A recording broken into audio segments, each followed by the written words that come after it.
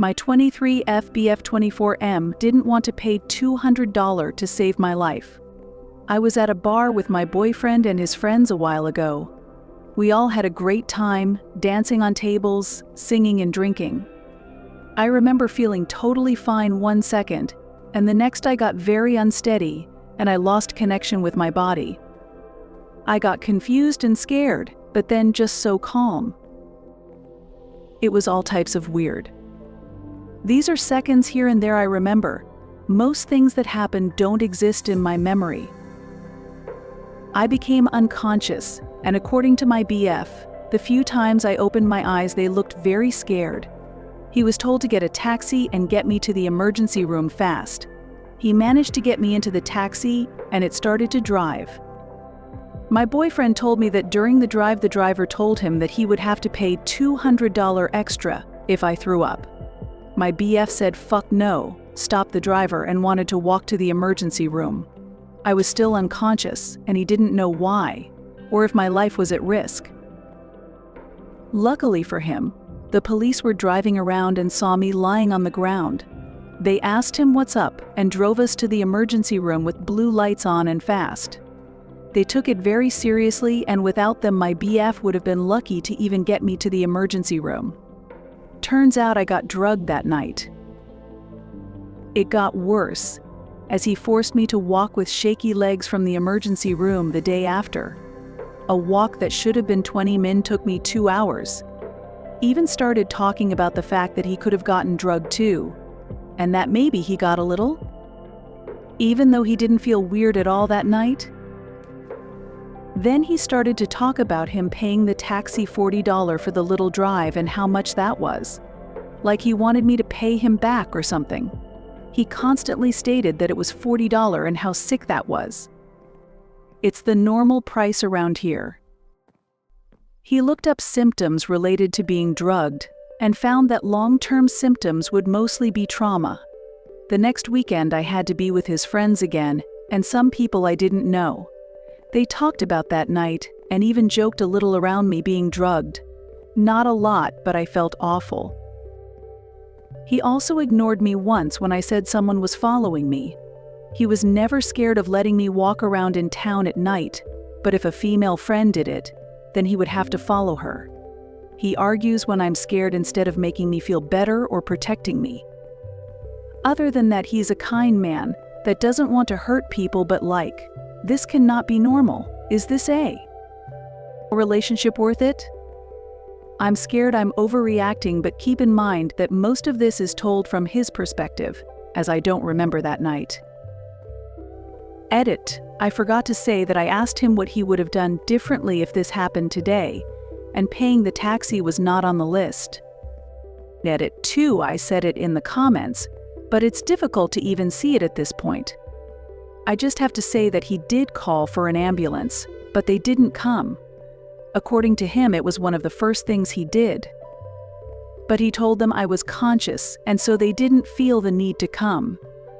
An ambulance is basically free here, meaning it would have saved him some money. He would have no reason not to call.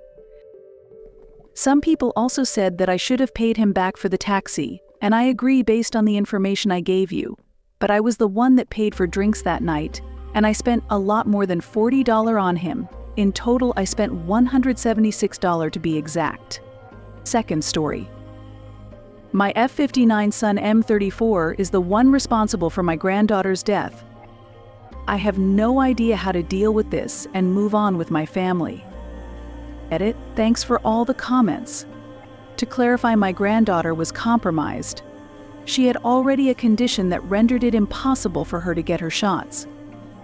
Why my daughter was so careful and didn't expose her baby to more than park air and took heavy precautions if they had to go to closed spaces with her. This is not about his daughter, but his niece. I have 2 kids. My daughter's daughter passed away due to my son's stupidity. My son Andrew married Alexis 8 years ago.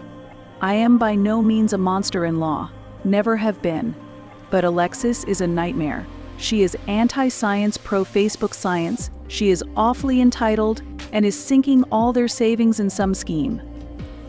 And, as such, They decided not to vaccinate their kids. They have a son, M10, and a daughter, F6. A month ago, my daughter, Jenny, came over with her baby to pick up some of her old things. She decided to stay for coffee and cake. Andrew and Alexis moved right across from us after the lockdown lifted. My husband and I assume it's because they were planning on using us for free childcare. Anyway, as Jenny was over, Alexis rang the doorbell. Before I could even say hello, her kids came spilling in. They are nice kids. Somewhat bratty, but they do have a heart of gold. I love them so much. But because of them not being vaccinated, I don't like having them around the same time as babies. I tried to keep things calm, but the kids had run upstairs to where Jenny's. Baby was sleeping and were cuddling with her. I managed to get them to come down, but they had been with the baby for a few minutes. Fast forward a few days. Jenny calls me in tears telling me her and her fiancé are in the hospital because their baby had a high fever and couldn't breathe properly. My husband and I hurried there. Then we spent the most excruciating 17 hours in the hospital that sadly ended with my granddaughter passing away. She had apparently caught a whooping cough and her little lungs couldn't handle it. My daughter is absolutely destroyed. I had a stinging suspicion and called my son. I asked him if his kids had been sick. He said that they had a nasty cough and a little fever, but that they had managed. I don't know what happened. I lost it. I just started breathing heavy and crying hard and couldn't say much more but to say that his niece died because of him. He had been calling me and his sister, and we haven't picked up. He has come over multiple times and I have not opened. I tried to calm down and tell myself that it's probable that she caught it from someone else. Only that my daughter hadn't taken our granddaughter to places with kids for almost a month. Maybe at a supermarket or on a walk. But my husband pointed out that it was likely she caught it through close contact, and it is possible to catch it outside, but not as likely. I feel so mad, so angry. I don't know what to do. I live with my other grandkids, and I feel like they are going to suffer with them as parents. How do we go forward? Jenny B's never going to forgive Andrew, and I don't know if I can. TLDR, my son didn't vaccinate his kids. They gave my daughter a whooping cough. My granddaughter died as a direct result of this. I don't know how to proceed in life. Last story. Told my wife F35 that she couldn't do it without me M34. Turns out she can. I made one stupid selfish comment to my wife a week or so ago and now my life is in disarray. My wife is in some crisis. Her work is closed and she's being paid, but she's home with our kids now, including one 3-year-old. She gets breaks on Monday and Friday with childcare. We went into having kids knowing she wanted to be a working mother. So this has been an adjustment, to say the least. She spent a long day with our kids and the neighboring kids, and when I came upstairs from work and she asked for a break, I didn't respond well. I made excuses and didn't offer help, and for the first time in years my wife lost her temper and cursed at me. Like an idiot, I dug in and thought I was right. I admit we both said some unkind things, but after Reddit humbled me, and she made me sit down and write a list of things I did for the family that day and compared it with her. Longer list, I apologized. She accepted and I figured things would go back to normal. They haven't. My wife used to include me in parenting our kids. I did dance pickup most weeks and bedtime was split. I gave baths, made dinner, all the stuff. Since our fight, my wife hasn't asked me for any help with the kids. The first morning I woke up on what was supposed to be my morning with the kids, I figured she was just being nice or trying to prove a point, but it keeps happening. She didn't even send them down to say goodnight last night. Normally my wife does this silly game where she sends my son to ask me to read 5 books, and then we would negotiate down to 1 or 2 and race upstairs. Last night I heard her racing him, and came up to find her doing bedtime yet again. The kids haven't even noticed. It's like she's replacing me. When we were fighting, I said something really dumb that's living inside me and festering. My wife was being nasty and said you wouldn't see the kids a quarter as much as you do if I didn't arrange it, and I'm done managing you. I defended myself. I'm not an absent parent, and said something along the lines of, I'd like to see how long you can manage without me. Consider my foot officially in my mouth. She started running again. She's cooking really healthy and often. Every night I come home to my perfectly happy Stepford wife, doing it all without me, and I feel empty inside. How do I fix this? I don't even know where to begin. At this point, I want to beg her to go back to how things were. This wasn't what we agreed on. Edit, fuck guys, I get it. I'm a piece of shit. I'm going to make this right. Edit 2, thank you to the handful of people that reached out with advice. Believe it or not, I do want to be a good father and husband. I've royally fucked up, and I see that and fully admit it. This is going to be my only edit, and then I'm going to get off my phone for a while and focus my attention on my family.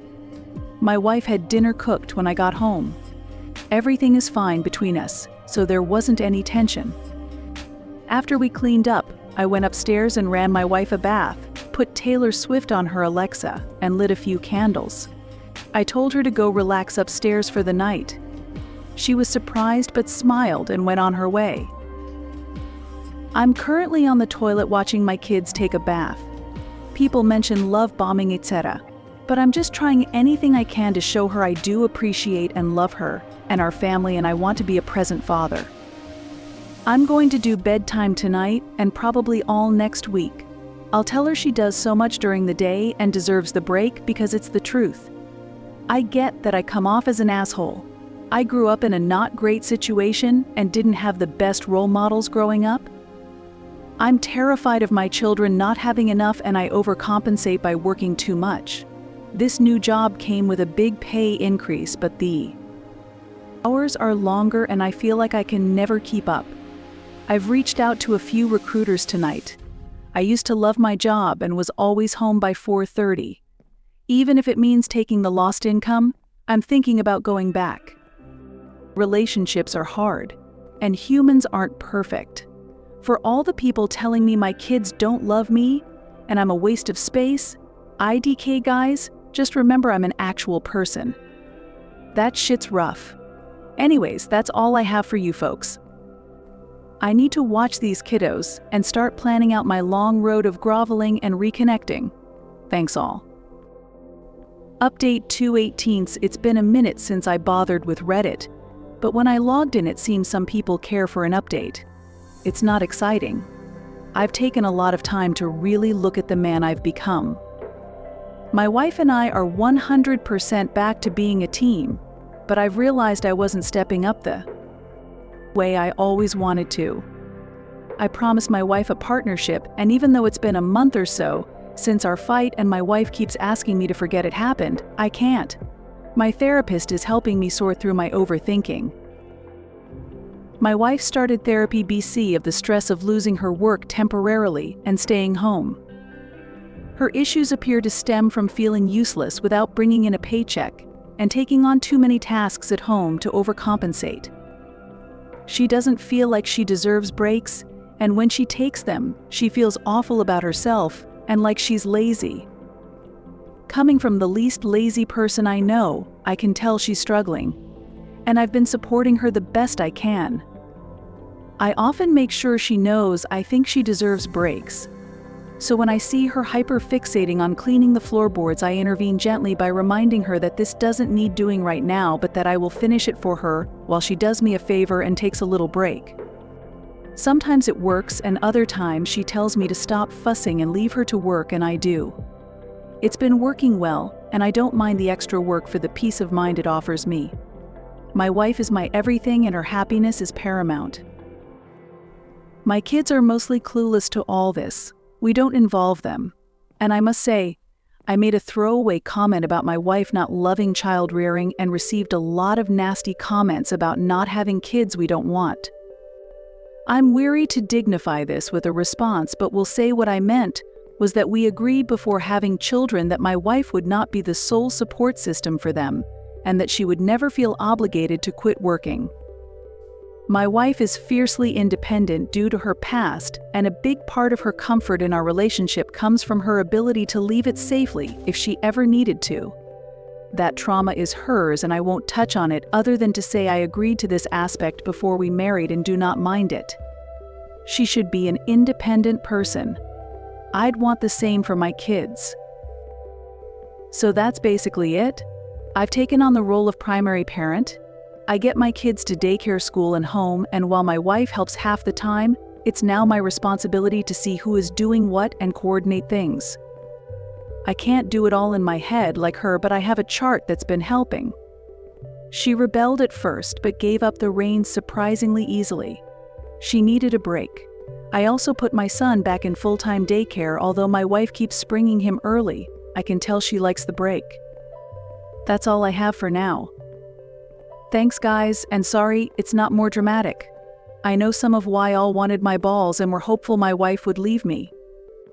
While I would be lost without her, and the thought makes me physically ill, it's nice to see people appreciating my wife the way she deserves and standing up for her so fiercely. Thanks all. One last thing, I bought her this game Pal World on the computer. She hasn't gamed since having kids BC of some preconceived conclusion it made her a bad parent, but I insisted she spend a few hours, and since I'd spent money, she did. I find her playing a lot to wind down when the day is over. It seems to be helping her feel more herself too. So thanks video games.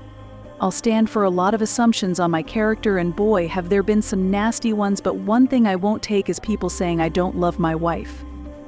She's my person, and it is my duty in life to make her happy.